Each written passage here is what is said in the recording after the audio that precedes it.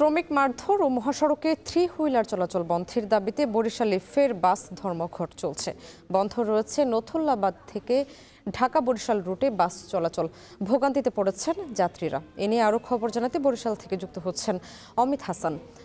অমিত, জানাবেন কখন থেকে বাস চলাচল বন্ধ রয়েছে আর বাস চলাচল স্বাভাবিক করতে প্রশাসন কোনো ব্যবস্থা নিয়েছে কিনা?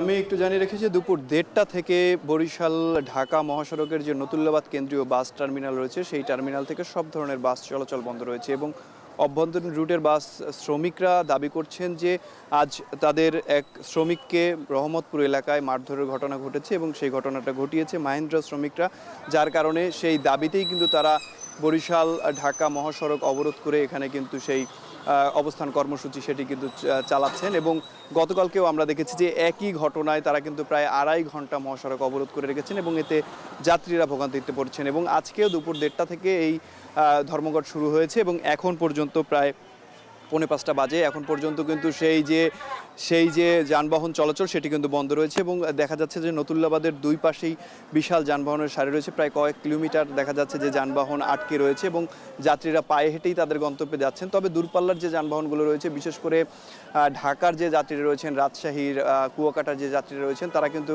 সড়কের দুই পাশেই আটকা পড়েছেন এবং তারা আসলে কোনোভাবেই তাদের গন্তব্যে পৌঁছাতে পারছেন না। এবং তারা বলছেন যে সড়কে যাদের ঝামেলা হয়েছে সেই ঝামেলাটা দ্রুত সময়ের মধ্যে সমাধান করে তারা যাতে তাদের গন্তব্যে যেতে পারে সেই ব্যবস্থা যাতে প্রশাসন করেন। এবং বাস মালিক সমিতি বলছে তাদের যে ঘটনাটি ঘটেছে, তাদের শ্রমিকের উপর যে মারধরের ঘটনাটি ঘটেছে সেটি সমাধানে তারা বৈঠক করছেন। বিশেষ করে জেলা প্রশাসনের সাথে তারা একটি বৈঠক করছেন। সেখানে বাস মালিক সমিতির যারা লোকজন রয়েছেন তারাও উপস্থিত রয়েছেন। তারা বলছেন যে যত দ্রুত সম্ভব আলোচনার মাধ্যমে এটি সমাধান করা হবে। গতকালকে আমরা দেখেছি যে 2.5 ঘন্টা পর কিন্তু একটি সমাধানের মাধ্যমে এই সড়কে যানবাহন চলাচল স্বাভাবিক হয়েছিল। আজকে দুপুরে আবার একটি দ্বন্দ্বের জেরে কিন্তু সেই সড়কটিতেই আবার সেই অবরোধ শুরু হয়েছে এবং যানবাহন চলাচল পুরোপুরি বন্ধ রয়েছে। এবং পুলিশ প্রশাসন যারা রয়েছেন তারা কিন্তু এই সড়কটি আসলে সরানো গাড়ি যে আড়াআড়ি করে রাখা হয়েছে সেটি সরানোর ব্যবস্থা করছে যাতে এখানে যান চলাচল স্বাভাবিক হওয়া যায়। এবং বিভাগীয় কমিশনার কিন্তু এখানে উপস্থিত রয়েছেন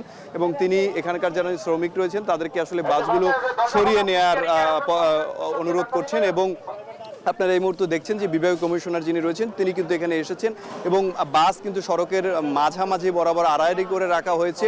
সেইখানটা থেকে সেই বাসগুলো যাতে দ্রুত সরিয়ে যান চলাচল স্বাভাবিক করা যায় সেই লক্ষ্যে কিন্তু তারা কাজ করছেন। এবং বাস মালিক সমিতি বলছেন তাদের যে দাবি দেওয়া রয়েছে সেই দাবি দেওয়া যত দ্রুত সম্ভব আসলে শুনতে হবে, মানতে হবে এবং তারপরেই তারা সড়কটি ছেড়ে দেবে। তবে আলোচনায় যে আলোচনা হয়েছে সেখানে হয়তো কোনো সিদ্ধান্ত হয়েছে, যার কারণেই কিন্তু এখন বিভাগীয় কমিশনার যিনি রয়েছেন তিনি এই নতুল্লাবাদ এলাকায় অবস্থান করছেন এবং দ্রুত এই মহাসড়কটিতে যান চলাচল যাতে স্বাভাবিক হয় সেই ব্যবস্থা করার চেষ্টা করছেন। তো বরিশালের নতুল্লাবাদ বাস টার্মিনাল থেকে এই ছিল আমার কাছে সবশেষ। স্বামী বরিশাল থেকে যুক্ত ছিলেন অমিত হাসান।